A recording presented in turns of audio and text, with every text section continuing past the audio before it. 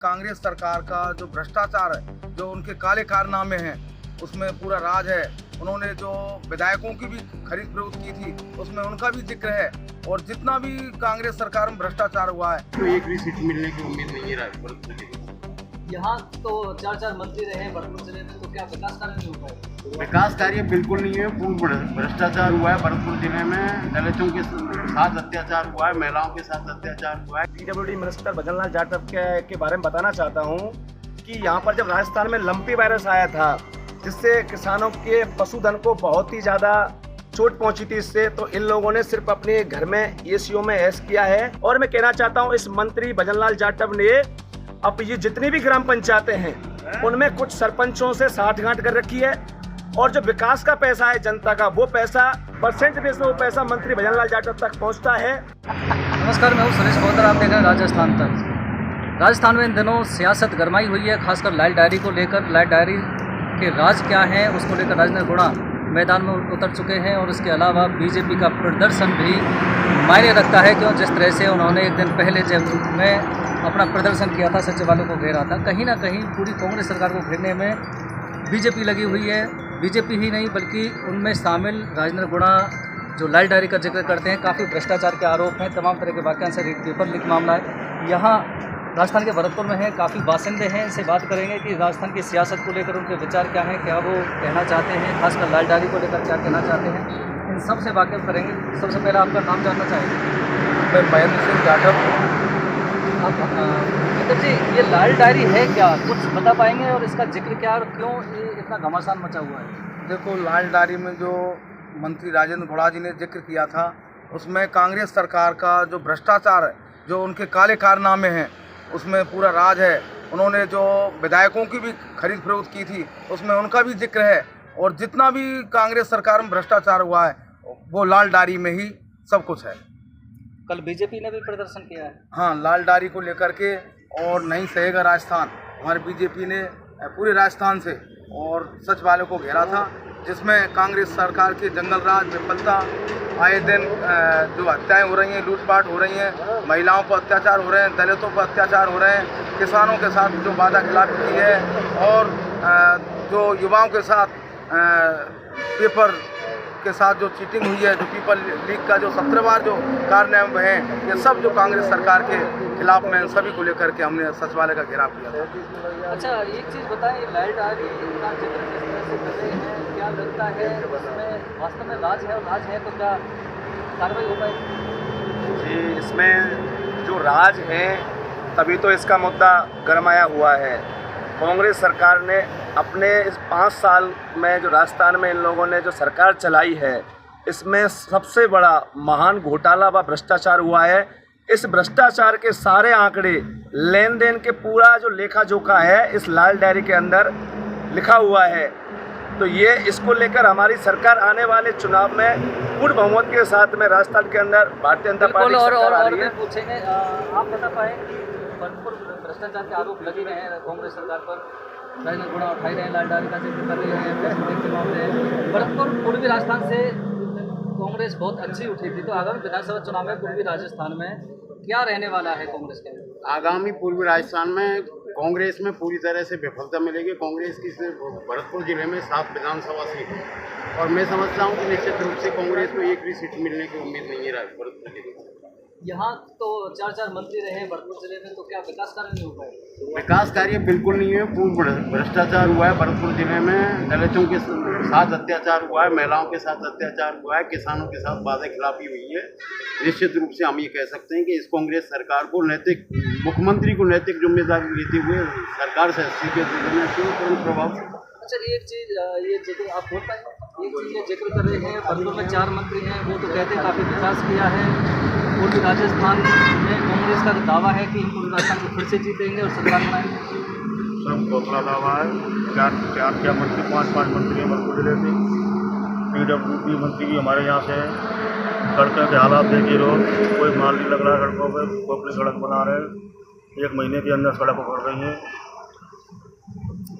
आप युवा हैं, युवा होने के, अच्छा आप बोलने में असमर्थ हैं, आप बता पाएंगे कि क्या लगता है चुनाव आने वाले हैं, इसका परिणाम भारी होने वाला है? हमारे यहाँ से बीजेपी का चुनाव भारी होने वाला है। कांग्रेस भ्रष्टाचार सारा जनता नाखुश है। और उसमें क्या जो बच्चों के रीट के पेपर का वो है जो स्वास्थ्य वो मंत्री ने स्वास्थ्य ने और रीट के पेपर में सारा भ्रष्टाचार का रिपोर्ट दे दिया। आपको क्या लगता है, क्या विकास हो पाया है? कोई विकास नहीं हुआ है कांग्रेस आई जब से। बीजेपी ने सब विकास किया है, कोई विकास नहीं हुआ। हाँ, और भी कुछ बोलना चाह रहे थे। हाँ, क्या कहना चाह रहे थे? मैं यहाँ के स्थानीय मंत्री PWD मिनिस्टर भजनलाल जाटव के बारे में बताना चाहता हूँ कि यहाँ पर जब राजस्थान में लंपी वायरस आया था, जिससे किसानों के पशुधन को बहुत ही ज़्यादा चोट पहुँची थी, इससे तो इन लोगों ने सिर्फ अपने घर में ACO में ऐश किया है और किसानों के पशुओं को मरने पर छोड़ दिया था। इसकी आवाज़ मैंने उठाई थी, मैंने आंदोलन भी किए थे और गौ माताओं का ट्रीटमेंट के लिए टीम को भी भरतपुर जिले से आई थी। और मैं कहना चाहता हूँ इस मंत्री भजनलाल जाटव ने अब ये जितनी भी ग्राम पंचायतें हैं उनमें कुछ सरपंचों से साठगांठ कर रखी है और जो विकास का पैसा है जनता का, वो पैसा वीडियो सरपंच के माध्यम से परसेंट बेस में वो पैसा मंत्री भजनलाल जाटव तक पहुंचता है। और मंत्री के द्वारा ये विकास की बात करते हैं। स्थानीय मंत्री भजनलाल जाटव ने अपने घर की तरफ एक इतना शानदार रोड बनवाया है और इनकी आमोली टोल पर एक बहुत ही बड़ी इमारत बन रही है और बताया जा रहा है इनका नोएडा में भी एक बहुत बड़ा होटल बन रहा है। काश ये विकास जनता के बीच में कराते, सर्व समाज के बीच में करवाते तो शायद कांग्रेस के चांस थे, इस मंत्री के भी चांस थे। इन लोगों ने जातिवाद को बहुत ही ज़्यादा, स्थानीय मंत्री ने बहुत ही ज़्यादा जिस क्षेत्र के अंदर लागू करवाया है और इसने हमारे जाट भाई, हिंदू भाई, सर्व समाज को तोड़ने का काम किया है, उनको भिड़ाने का काम किया है। किसानों के लिए ओलावृष्टि, अतिवृष्टि का आज तक मुआवजा नहीं मिला है इस क्षेत्र के अंदर। मैंने 5 से 7 बार आंदोलन किए, हाईवे जाम तक की मैंने चेतावनी दी थी। मेरे को सिर्फ अनशन पर झूठा आश्वासन इनके तहसीलदार SDM के द्वारा दिया जाता था और बार बार मुझे खड़ा कर दिया जाता था। आज तक किसानों को न अतिवृष्टि का मुआवजा न ओलावृष्टि का मुआवजा मिला। इनकी सह पर हमारी विधानसभा के अंदर अवैध खनन का कारोबार बहुत ही बड़ा चल रहा है। अभी मैं रास्ते से आया था तो मैंने एक डंपर को रुकवाया था तो उसमें ओवरलोड अधिक माल भरा हुआ था। तो मैंने पूछा भाई ये माल कैसे जा रहा है, कि बोले कि हमारा सब पैसा जाता है SDM, तहसीलदार और स्थानीय मंत्री। आपका मामला है भ्रष्टाचार का कहीं ना कहीं मामला है। आप सहमत हैं कि 4 मंत्री होने के बावजूद भी खुश हैं और राजस्थान में जिस तरह से हालात हैं उसको लेकर क्या? नहीं, यहाँ पर भ्रष्टाचार का बहुत ज़्यादा प्रकोप है, सब जगह दलाली और वो सेटिंग है। थाने, तहसीलदार, SDM जो पैसे देता है उसका काम होता है, नहीं तो नहीं होता है। कहीं ना कहीं स्थानीय जो लोग हैं उनसे नाराज है। एक मेरा सवाल मेरा ये है कि 4 मंत्री हैं आपके यहाँ, पारिवारिक में 5 मंत्री हैं, सारे के सारे कांग्रेस के विधायक भी हैं। वो कहते हैं काफ़ी विकास किया, वो जो रोड कभी बन नहीं पाए उन्होंने बनाए। तो क्या लगता है विधानसभा चुनाव को लेकर?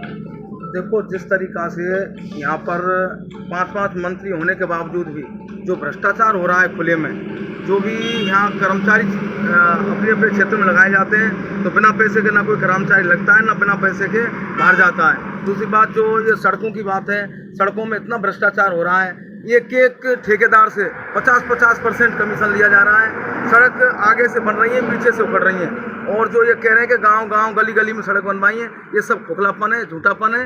केवल जो बड़ी सड़कें जो केंद्र सरकार से जो मंजूर हुई हैं, केवल वही सड़कें अच्छी बनी हुई हैं और बन रही हैं, जबकि वर्तमान जो यहाँ पर विधायक मंत्री है उसके द्वारा तो कोई ऐसी खास सड़क नहीं बनवाई गई है और जनता में उनके प्रति बहुत रोष है और उन्होंने दलाल इतने पार रखे हैं, गांव में उनके दलाल बैठे हैं, भ्रष्टाचार फैला रखा है और इनसे पूरी विधानसभा में आज की तारीख में सब समाज नाखुश हैं। और जो समाज की बात करते हैं, सबसे ज़्यादा इन्होंने जाटवों का धोन किया है।